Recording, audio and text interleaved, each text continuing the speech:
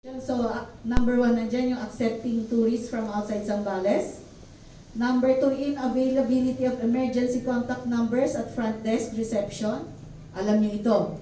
Binanggit ni Sir yon, di ba? Na kailangan nandoon yung emergency hotlines in case na magka-problema. Kasama ng mga business permits, etc., etc., na dapat naka-display properly. No sanitation station. Ano itong sanitation station? By this time, dapat kapag sinabi sanitation station, alam na ninyo. So, dapat meron sa front desk, meron doon sa areas frequented by your guests. And then, kung saan nag-i-stay yung inyong mga empleyado, dapat meron din isang sanitation station doon. No floor markers, directional arrows, and signages. Remember, may mga kailangan tayong iwasan. Dapat mga one way lang ang flow ng tao, yung direction. So, mas maganda may mga floor markings kayo. Okay? Kung may katanungan kayo kung paano ginagawa ito, tanungin nyo lang kami, ha? You can always come to us. No isolation area or room. Must, ito yung mga sinasabi ko, mga must ito, ha? Dapat meron kayong isolation. Ang isolation room or area hindi ko pinapagamit. Kahit mapuno na kayo ng guest, hindi nyo pwedeng ipagamit yun. It will remain unused. Okay? No or insufficient sanitizing mats and drying pads in all entrances. May limitations ito, ha? Specific lang ito doon sa mga areas na shaded. Pero yung mga pathway ay buhanginan papunta sa mga units, hindi naman na kailangan. Halimbawa, separate na building or area yung inyong reception, automatic yun at entrance kapag may doon sanitation map. No strict observance of minimum public health standards. Ayan na. Alam nyo, kasama namin kayo sa pagpapatupad nito.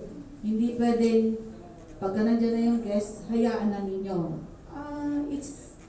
It's a partnership between us sa implementation ng health and safety standards. You call the attention of your guests with physical distancing reminders, hand hygiene, face masks, use of gloves, use of face shields, as the case may be. Okay? Yung sa partner na tatlo, yung face mask, face shields, gloves, mandatory ito sa mga nagsiserve ng food. So kung meron kayong mga food servers, dapat naka-face mask sila, naka-gloves, naka-gloves. Okay? Inadequate supply in identified areas of the basics, yung soap, alcohol, toilet paper. Meron na sanitation station na signage. Wala naman yung mga gamit, di ba? So, in effect, defeated pa rin yung purpose ng station. Walang supply. Even sa mga rooms, there has to be supply of alcohol. Accepts guests ages 14 and below and 66 and above. Ito na yon yung age restrictions natin. No separate trash bag bin for use PPE. Dapat may separate kayong trash bin para sa mga face mask or even yung gloves na nagamit na, meron separate. At labeled yon, may label siya. No mandatory use of PPE when cleaning rooms and other common areas. Dapat proper get up yung inyong mga naglilinis ng mga rooms. No, hindi porke wala kayong COVID cases doon sa inyo kapag naglinis hindi na wala na proper PPE. Thank you, Kevin, for that. Yung proper PPE na sinasabi natin sa paglilinis, okay na yun, meron kayong face mask, gloves. Pero kung marami kayong budget for safety, you can use yung full PPE na tinatawag. Pero hindi naman requirement yon. Required lang yon na meron kayo doon sa front desk for emergency purposes. Nakina po yun ha, sa front desk yon. Hindi pa siya gamit, nakapack lang siya. No separate entrance and exit points. Ito yung sinasabi ko, kaya kailangan nyo ng directional signages at saka floor markings para to indicate yung flow, kung saan ang punta, saan ang pasok, saan ang labas. Copy of, ito yung kaninang binanggit ko na, copy of cow, pikaw, and other permits are not displayed. So, violation yon. No mandatory medical first aid kits. So, dapat meron din po ito sa front desk. Kasama nung full PPE. Okay? No file of health declaration forms. O, hindi porke local residents lang po, walang health declaration form na pinifilapan. As per DOT po, you will keep the health declaration forms on file for the next 2 months bago nyo siya pwedeng i-dispose. At least 2 months na naka-file po yung mga health declaration forms and properly filled up. No or insufficient COVID-19 IEC materials. Ito yon, yung no face mask, no entry, always wear your face mask, sanitize, yung mga pinopost na gano'n, COVID reminders. No plastic or acrylic barriers at front desk and counters frequented by guests. Yun sa front desk, during the time na mag-check-in, dapat may barrier, plastic or acrylic barrier between the reception and the guests. Tapos yung sa other counters naman, kung meron kayong restaurant as ancillary service, dapat yung counter nyo mismo, wherein you take your orders or you give your orders, meron din protection yan. No room decontamination schedule and procedure. Ito mandatory ito. Tuwing kailan ninyo, dapat may schedule kayo, tuwing kailan kayo nagsasanitize, naglilinis ng inyong mga rooms. Wala naman yan. Parang pag hinanap sa inyo, pakita nyo lang, it's in black and white, no? Non-compliance to room occupancy policy. Ano ito? Kung yung isang room used to be pre-COVID, good for 2, na 1 bed, noon pwedeng kahit hindi mag-asawa, or magkasama lang sa magkaibigan lang, pwede. But not during this time. So, ang pwede lang mag-occupy ng bed na good for 2, our husband and wife. Huwag naman na natin pag-hiwalayin yung dalawa. Okay? Hindi na pwedeng hiwalay pa rin sila. So, yung couples lang talaga, yung definition ng couples, I leave it to you. Okay? Siyempre, kapag sinabi mong couples, mag-asawa, understood na yun. Partners, hindi ko alam. Okay. Paano yung patutunayan yan, ano? Gosh, may mga mabibis ko kayo. Ito. So, yun. Tapos yung good, used to be good for 8, tapos double deckers, yung beds, may specific arrangement dyan. You have to maintain physical distancing between beds. At yung mga double decks, may yan, parang chessboard yan. Kung naka-line up silang ganyan, itong first bed, babang occupied, second bed, sa taas ang occupied, third bed, sa baba ulit. Tapos, bukod pa yung 1 meter, 2 meters na distance between beds. Okay? So, yun, tinitingnan din yun. No integrated emergency preparedness action plan. Ay, ano yun? Ano kaya yun? Drawing lang po ito. For emergency purposes, if you have a unit that has several rooms, yung evacuation plan ninyo, in case may sunog, in case may kung ano pa mang mangyayari, saan ang flow ng direksyon ng mga tao para makalabas sila. Sa mga hotels, makikita nyo yan. Di ba? Makikita nyo may evacuation plan sila. Saan ang nearest exit? Mga ganon. Meron lang po kayong drawing. Gusto nyo ng example?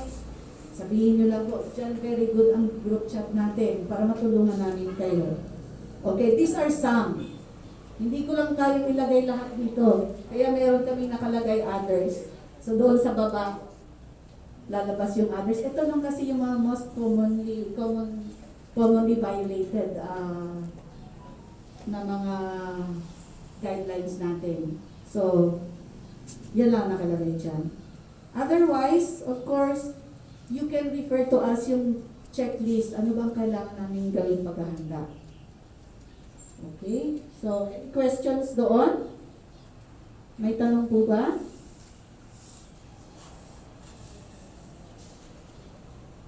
So, kung wala na, punta na ako doon sa topic ng reopening. Bigyan ko lang kayo roughly ng idea. Ano ba yung pinaghahandaan natin? Paano natin papapasukin yung mga turista na from outside Zambales? As being careful na magkaroon ng search ng COVID cases sa atin. Kasi currently, the hospital can only accommodate for COVID cases 125. Ilan ang active cases natin ngayon? Ilan na nasa hospital ngayon? Sino nakakaalam? Ay, monitor nyo yun ha. We have 108 cases biglang nag-surge this January. Share ko lang kung bakit. Ito na yung pangalawa nating instance na tumaas. The first being yung Masinloc case na ang pinagulan lang isang worker ng power plant from Antipolo, nagpa-RT-PCR test bago bumalik, pero bumalik nang hindi hinihintay ang result. So, nandito na siya, nakimingle na. That's when dumating yung kanyang result. So, by that time, alam naman ninyo kung gaano kabilis ang transmission. So, umabot ng 265 at a given time ang cases. In a few days, yun ha. Ito naman, construction worker. Currently in Iba, under construction yung St. Pio Hospital. Okay? So again, holidays, stop work, umuwi sa mga pamilya, balik si construction worker, kasi kung wala ka naman nararamdaman, it's as if you're okay. Oh. Nagkaroon ng symptoms, syempre kapag kaunting lagnat dyan on the sidelines, medyo kailangan mabother ka na kasi it's one of the symptoms. So tinest. The entire compound was tested. So na-lockdown yun. Yun yung isa sa mga cause ng surge ng cases natin ngayon. Pangalawa, yung sa NATC. Familiar kayo sa NATC, yung Naval Education Training Command in San Antonio. That's another thing. So, overall, ang cause is coming from outside, getting here sa Zambales. That's why the provincial government is very cautious. So cautious kaya sinisigurado na kapag in-accept natin ang mga tourists from outside Zambales, we have to make sure na minimal, if none, at least minimal yung possibility na may dala sila. Kaya ang entry requirement is RT-PCR test. 48 hours ang validity. I'm giving you some of this information already kasi para at least alam ninyo, no, na ganun kay stiff ang requirement. Yung kaninang mini-mention na for upwards, supposed to be travel authority plus medical certificate based on test. Yung uppers and essential travelers, yun ang requirement sa kanila. Kasi nga, baliwalang medical certificate kung matagal na. Kung 1 month, wala na yun. Marami na nangyari sa 1 month. Medical certificate with test, kung RDT siya, dapat yung RDT niya was valid 7 days. Antigen is the same. Ang RT-PCR is close to 14 days. So yun yung mga tinitingnan. Well, I'm not saying perfect ang nasa kwa natin, kumain lang po kayo, nandiyan na yung merienda nyo. Hayaan nyo lang magdadali ka sa harap. Parang kwentuhan lang naman tayo. So, yun lang, hindi lahat na-check. Okay? We admit that. Kasi nga naman, kung tingnan nyo yung sitwasyon nila, ilang buwan na silang nandoon. Diba? Meron din tayo tinatawag na, checkpoint pati. Wala silang silungan. Ang silungan ng mga nag-duty doon sa checkpoint, yung arko, kapag umulan, ulasan sila sa checkpoint. Kasi walang silungan. So those are the things that we need to address prior to reopening. And of course, if i-threat ko na rin kayo, it will not be easy for both of us. Kasi yung first run natin is observation of the flow. Kapag ganito ba ang protocols natin, how will people from outside react to it? Diba? We might be expecting at a given time, mag-set tayo ng say, 1,000 sa isang araw ang papapasukin. Ilan kayo ang papasok? Ilan ang diba? Given these protocols. So, ang protocol talaga natin is RT-PCR test ang entry requirement. Pangalawa, lahat ng booking with the accommodation establishments are done online. Kaya merong kinuha na visitor management system para lahat ng information na gustong malaman ng isang turista, they can readily access that. And then, come opening time, bago mag-reopening, lahat ng lahat ng participating AEs sa reopening will have to be trained on the dashboard.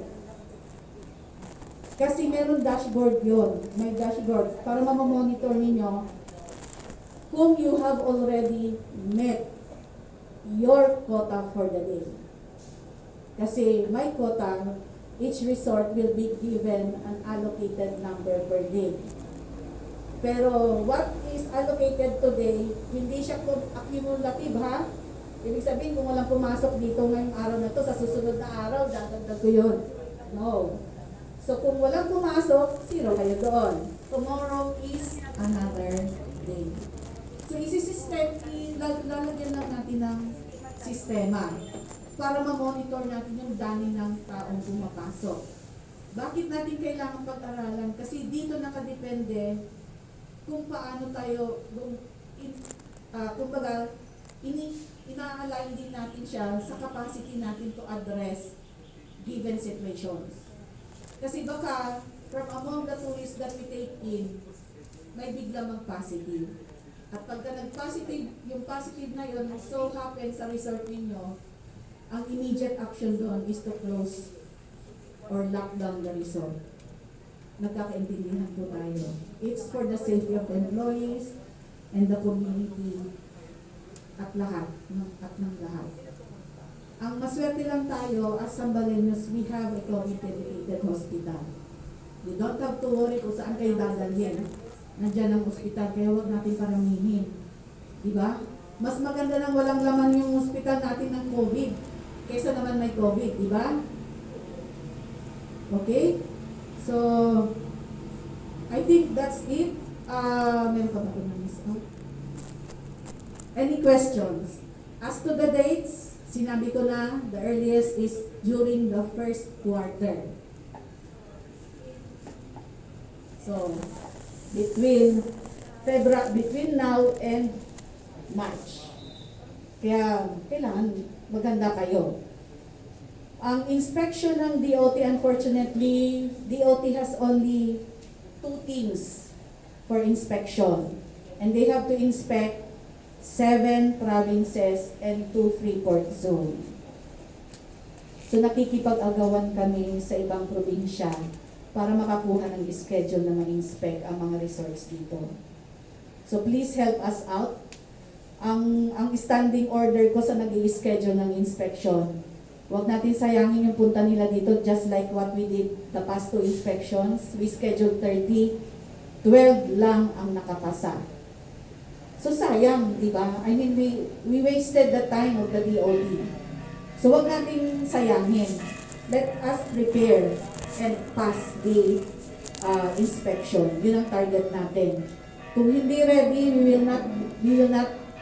the resort will not be included in the list for inspection. At yung may mga awaiting compliance, syempre iuna namin kayong ipila. Pero kung nakita namin na hindi pa rin kayo prepared, you will be stricken out of the list. Hindi namin sasayangin. Kasi ganito yan. Merong isang resort that was inspected, high-end resort na yun that was inspected December, was explained their compliance, but what they need to comply. So we rescheduled them for inspection itong January. Nag-fail. So we are trying to include them doon sa third inspection na 1 day lang ang binigay sa amin ng DOT. They did not agree. After first 2 inspection, ayaw nilang i-inspect. High-end resort yun. Hindi ko alam kung kailan papayag ang DOT na i-inspect sila ulit. So sana, let's do our part para all together we can all safely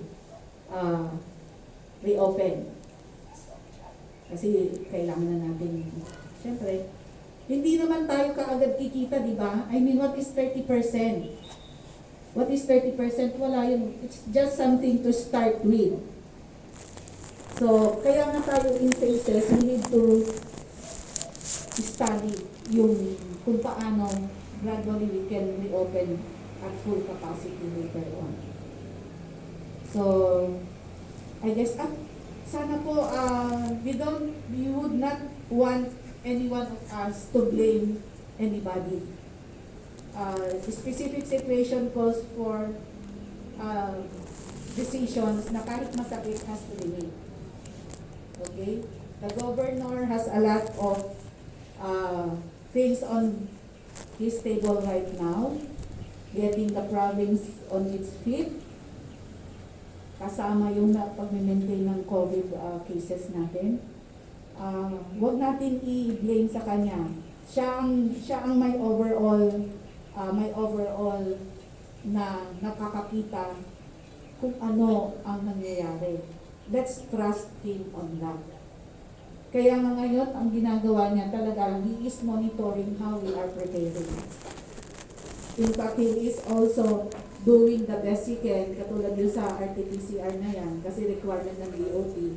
The governor is finding ways para ma-ease yung burden na yun from the resorts once mag-reopen.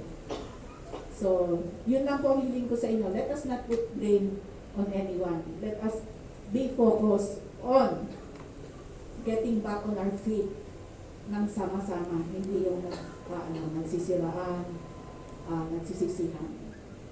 Okay? Yun lang po. Yun po yung sa amin. And our office, yung Zambales Tourism Office, and even yan, you are lucky na nandiyan si Dr. Petit, no? Kahit na hindi siya ang tourism officer, dahil syempre nga si Sec Maning is very busy. Siya ang ginugulo ko, and she is actually working with us.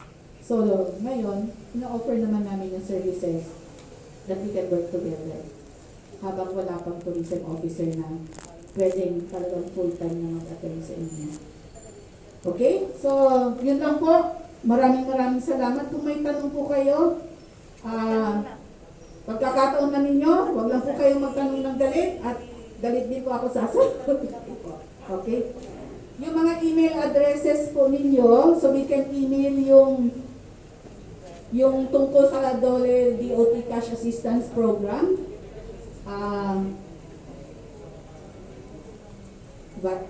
Doon sa okay. Hindi pwede ko sa messenger, pwede sa CSO. Ano ba ang mas comfortable kayo? May secret spot, ano ang ipupunta mo? Viber yung sa messenger? Kami po kasi any medium, siguro depende na lang po sa ibang resort owner. Mag-agree po kayo kung ano, dahil doon na namin, kahit hindi na yung email, yun ang suggestion ni Kevin, we can actually send it through Viber or sa messenger yung... Messenger, okay. Tapos i-add mo kami din Sige para po. makapag-input din. Yes, ma'am. Kasama dapat si ano. Yes, definitely. Itong coordination ng via Viber, via Messenger, ginagawa na po sa ilang bayan. So, pati